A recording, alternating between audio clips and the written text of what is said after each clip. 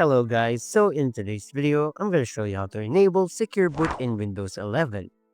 Before you enable Secure Boot, you need to make sure that your PC is running in UEFI mode, not the legacy mode. So, open your system information, and on the right side, check for the two things, BIOS mode and the Secure Boot state. As you can see here, my Secure Boot state is already on, and my BIOS mode is in UEFI mode. However, if it says legacy, the secure boot will not work until you switch it inside the BIOS. Then the next step is opening your settings, go to System, find Recovery, and the pretty advanced startup right here. Click on Restart.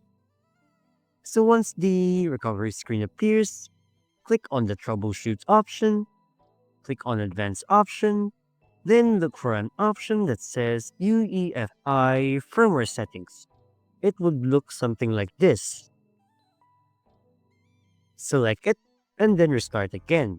Your PC will now boot straight into BIOS or UEFI. So inside the BIOS, the exact layout depends on your motherboard, but the steps are basically the same. All you have to do is find the boot or security tab, look for Secure Boot, and set it to enabled.